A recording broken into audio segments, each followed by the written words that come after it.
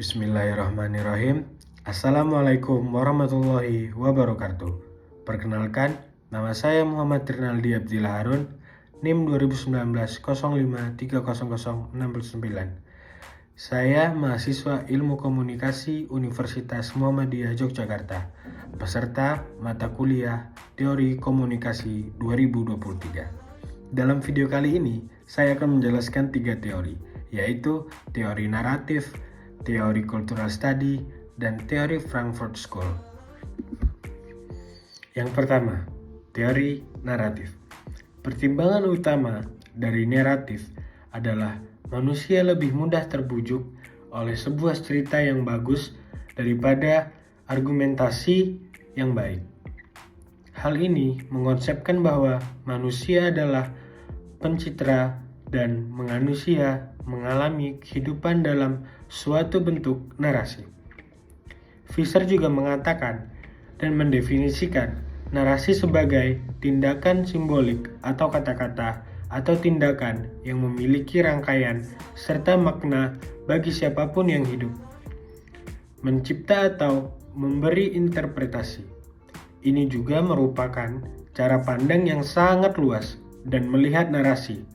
Oleh karena itu, hampir sulit untuk tidak mengidentifikasi komunikasi sebagai narasi. Logika narasi lebih dipilih dibandingkan logika tradisional yang digunakan dalam argumentasi. Logika narasi dari pemikiran yang luas. Narasi juga menyatakan bahwa orang lain menilai kredibilitas pembicara melalui apakah ceritanya runtut, seperti mempunyai koherensi dan terdengar benar atau mempunyai ketepatan. Berikut contoh yang saya ambil dari YouTube tentang teori naratif. Dan membuat keputusan berdasarkan pada good reasons atau alasan yang baik. Tapi, bukan alasan sebagai alasan yang logis saja seperti paradigma rasional, tetapi ada nilai-nilai sejarah, budaya, dan karakter di dalam cerita tersebut. Jadi, teori naratif mengemukakan keyakinan bahwa manusia adalah seseorang pencerita dan bahwa pertimbangan akal ini, emosi, dan estetika menjadi dasar keyakinan dan perilaku kita. Akar pemikiran Fisher berupaya menggambarkan dan menjelaskan komunikasi sebagai storytelling. Dalam pandangannya, storytelling bukanlah aktivitas sesaat, melainkan proses yang terus-menerus di mana kita merasakan dunia dan berkomunikasi satu sama yang lainnya. Oke, selanjutnya teori Frankfurt School. Pemikiran masa Frankfurt merupakan pemikiran yang sangat kritis dan perkembangan dari pemikiran Karl Marx. Critical theory merupakan teori sosial yang menekankan pada analisis kehidupan sosial secara menyeluruh dan orientasi terciptanya transformasi soal menuju masyarakat yang adil dan terbebaskan dari dominasi kultural dan ideologis. Teori kritis masa Frankfurt dalam Die Frankfurt School merujuk pada sekelompok pemikir berhaluan Marxis yang tergabung dalam kerja-kerja intelektual kritis di Institut Penelitian Sosial Institute for Social Thought yang berpusat di Frankfurt, Jerman. Konsep produksi ini adalah komodifikasi, standarisasi, dan masifikasi industri budaya yang memiliki fungsi spesifik. Bagaimanapun, memberikan legitimasi ideologis dan kapitalis yang ada masyarakat dan mengintegrasikan individu ke dalam cara hidupnya.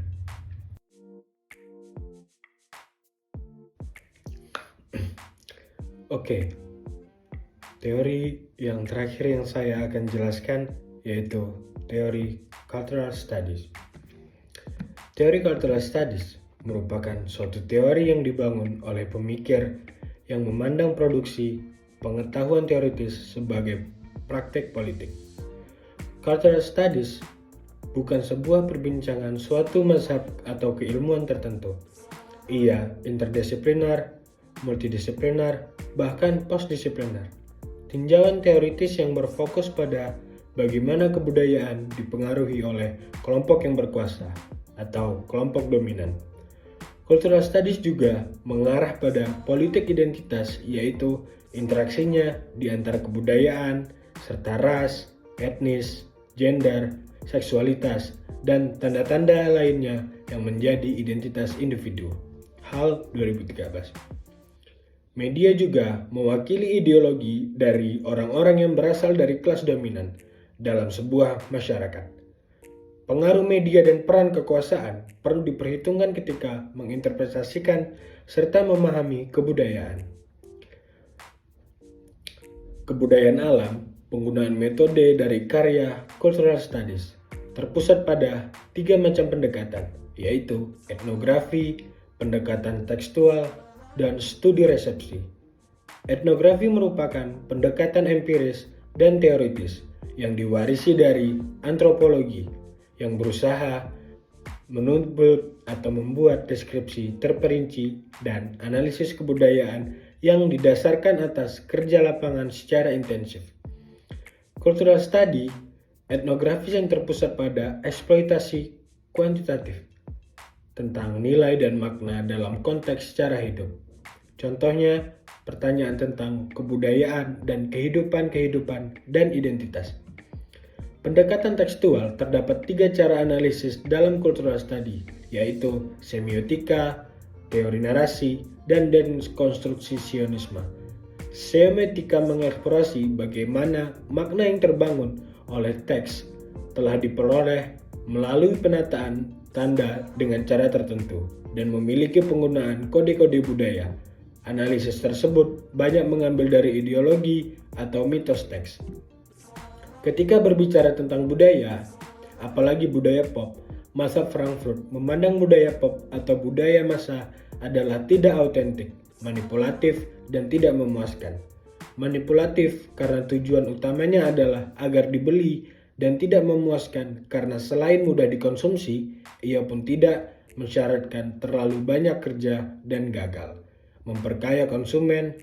Lain halnya dengan cultural study, memandang bahwa audiensi aktif, meski produksi budaya pop ada di tangan perusahaan kapitalis tradisional, makna selalu diproduksi, diubah dan diatur pada level 1, konsumsi oleh orang-orang yang merupakan produsen aktif makna.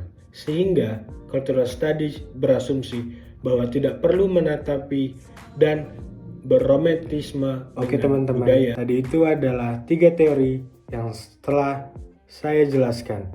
Lebih dan kurangnya mohon maaf, karena kita sama-sama perlu masih belajar. Tetap semangat. Wabillahi taufiq wal hidayah. Assalamualaikum warahmatullahi wabarakatuh.